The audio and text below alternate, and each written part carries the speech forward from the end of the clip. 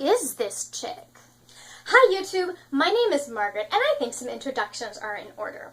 Probably watching this video because you've stumbled on my channel, whether that is through this video or through one of my vlog reviews about a book or from my blog. Welcome, I'm glad you came. I'm going to tell you a little bit about me. I'm actually a writer. I've been writing for 10 years. I'm working on my 4th novel. None of those are published, but that's okay because you usually have a few in the trunk before you finally get to publication.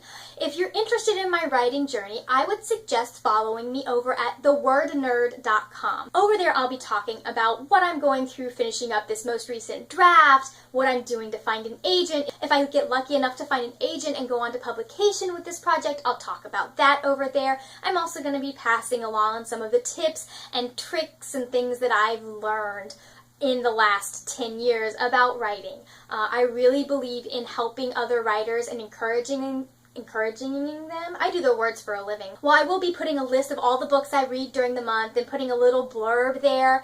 I don't really plan on going in depth with my reviews over there. It'll just be like, hey, I like this book and here are a couple reasons why and this was my rating for it. But I wanted to take this channel and make it into an actual book review channel so you'd know a little bit more about me and what my tastes are and whether or not we're a good fit. I'm hoping we are because I can get along with just about anybody who reads.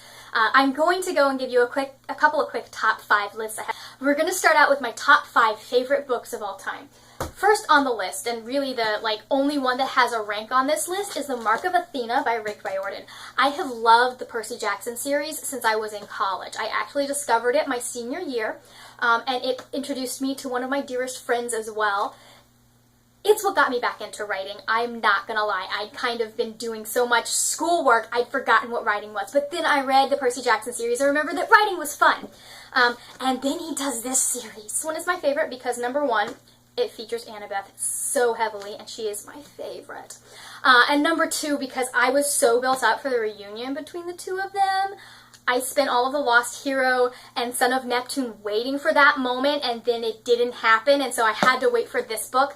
I worked at Chick-fil-A at the time, and I actually took my lunch break to go to Target, get the book, and come back and read the first 2 chapters. I don't usually buy books from Target, but it just so happened that they were closer to me than Barnes & Noble. Sorry. Top favorite book, favorite author, favorite series. This one right here.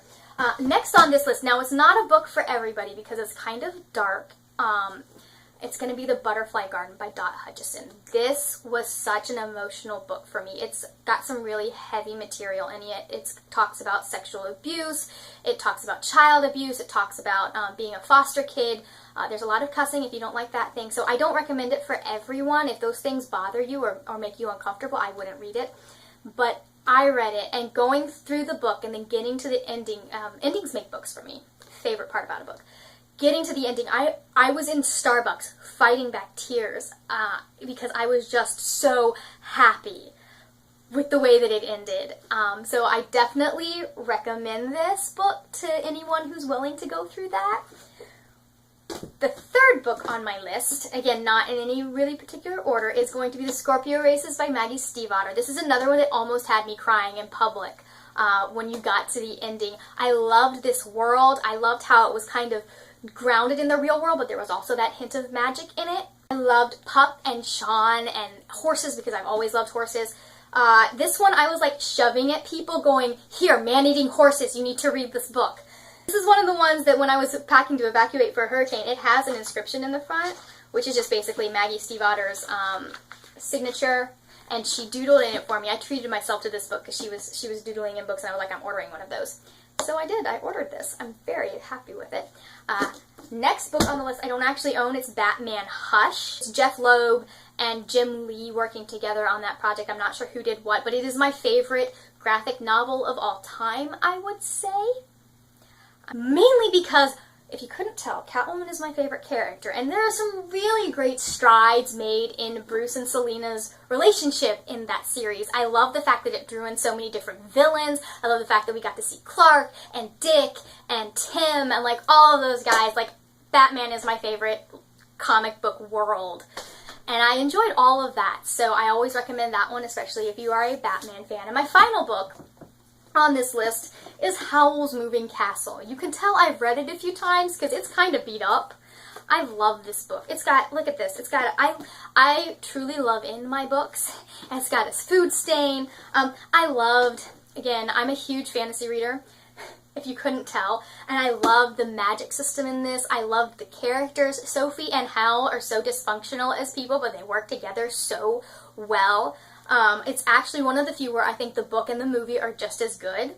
I love the chapter titles are hilarious. Like, you've got, in which Howl expresses his feelings with green slime, and again, with feelings, in which Sophie expresses her feelings with Weed Killer. I just love these two, and I love, like, how sassy and snarky she is. Perfect book. I love it. My final top 5 list for this video is actually my top 5 favorite reads of 2017. So these are all books that I have read in 2017. And they're kind of ranked. I mean, I really love all of them. Honestly, I should probably rank a couple of them high. Yeah. Okay, so first is going to be The Wrath and the Dawn by Renee Ahdieh. I hope I pronounced that right. I'm not entirely sure. I listened to her say it like 45 times and I still feel like I'm pronouncing it wrong. The Wrath and the Dawn is a retelling of Scheherazad's story from 1001 Arabian Nights. I've always been obsessed with this story. I love it. The Wrath and the Dawn follows Scheherazade, I think I said that right, as she goes into the Caliph's harem because he's been killing off girls, and the most recent bride that he killed off was her best friend. So she goes in there looking for revenge. This book just, both of them blew me away, but especially this one. The romance of this book was so beautiful. It was so, like, I don't have words for the romance in this book and how much it affected me and how much I loved it. There was one page where I just was screaming, and those of you that read it, it's the line, the second time you hear the line, "How am I supposed to breathe with no air?" Those of you who have read it, you know what I'm talking about. I died. I died. The second one is actually going to be a graphic novel. If you hadn't guessed, I'm really into comics. Again, t-shirt, I think we've discussed this. It's actually Batman Rebirth, I Am Suicide. It's the second volume of the Batman Rebirth series, where DC has gone and kind of rebooted from their reboot, which was a flop, apparently. Not surprised, considering how they gutted so many of the characters. I'm not happy with what they did with Selina in New 52. The basic plotline of the I Am Suicide arc is Batman is trying to help one of his proteges who has been emotionally attacked by a villain called Psycho Pirate, and he's kind of twisted her emotions so she's always afraid. And Bruce is going to have to bring him back so that he can fix the emotional damage that he did, because he's a metahuman and he has the power to manipulate people's emotions. So Batman is breaking into a foreign nation run by none other than Bane, who, if anyone knows Batman, Bane is the main antagonist of the Broken Bat or Nightfall trilogy. He basically teams up with a whole bunch of villains to break into this sovereign country, and Selina is one of them. Selina at the time is in Arkham for a murders, and I don't want to go too far into that because that's kind of spoilery, but anyways, it's a great, like, Batman Catwoman team-up graphic novel, and it was the first graphic novel where I really, like, you would think him taking his mask off to show her he's Bruce Wayne would bring this home, but it's the first one where I really, like, realized how deeply he trusts Selina in regards especially to the murders, because he knows there's more of a story than she's telling him. And it leads up to two of the most romantic and beautiful issues of comic book history I've ever read. Number 3 on my list is Strange the Dreamer by Laini Taylor. This was my first book of Laini's. I know she's supposed to be really, really good, but I hadn't had a chance to check her out until I checked out Strange the Dreamer. I thought it was going to be a one-off novel for some reason. I don't know why. Spoiler alert, it's not. This book rocked my world. That ending, like, I knew the two big twists. Like, the first one, she tells you right at the bat, it's gonna happen. And I knew the second big twist also. that had to do with the main character, Laszlo. I like, all of that I got. I did not see how she was going to end it and how she was going to get me hooked. I literally, like, put the book down while I was listening to it. So I turned my Audible player off and walked around my house for at least an hour going, what do I do with myself now? We're missing a little bit of my review from Strange the Dreamer because I don't know where my camera cut off, but I'm not going to go back and re-record all of that because I don't know exactly what is missing. So we're just going to move on to number 4, which is The Hate You Give by Angie Thomas. It is going to be a book. It's going to be a book. It is a book. It's going to be a movie here pretty soon. I just found out that they're filming it, and I'm super excited. This was one that I specifically picked up because I felt it was relevant to the times and to what was going on around in our world today. I wanted to kind of understand that a little bit better, and I wasn't disappointed. I think it gave me a very different point of view from the one that I'm used to.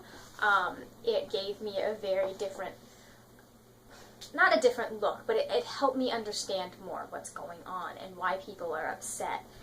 It forced me to live in someone else's shoes while I listened to it. The characters were just so real and so complicated. There was no, like, this is it, this is good, and this is bad.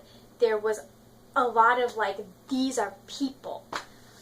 And looking at it and seeing how much you just don't see. I loved Star, I loved Chris, I loved Big Mav. That man was hilarious. I would read it again and I would recommend it to anyone who really is interested in branching out from the normal YA book that you see. The final book on there is, surprise, surprise, a graphic novel. It's actually Injustice Gods Among Us, Year 1. Superman has a tragedy happen in his life and goes a little crazy and decides he's going to take over the world because he's trying to save the world. And then you have Batman on the other side of that conflict because Bruce is very much a, like, free will is a thing and you can't force people to do good. You can't force people to be good guys. You just have to stop the bad guys. One of my favorite characters from Batman actually bites it early on in Year 1, which made me sad. But it has some great interplay with the characters. It's got Catwoman in it, so obviously I'm happy because it's got some good Batcat. I like the struggle that you see both with Bruce and with Clark trying to figure out, am I doing the right thing? I kind of think most of the Justice League just lost their minds because there's no way the entire Justice League would go along with what Clark's doing right now. But at the same time, the story doesn't work otherwise, so I just kind of let that slide. If you made it this far and you have gotten through all of my rambling and anything in this video connected with you, please go down and subscribe and hit that little bell icon if you want to be notified as to when I make new videos. And if you're interested at all in my blog, don't forget the word nerd with 3 instead of an E.com. I will see you guys later when we will talk about more wordy, nerdy things. Bye!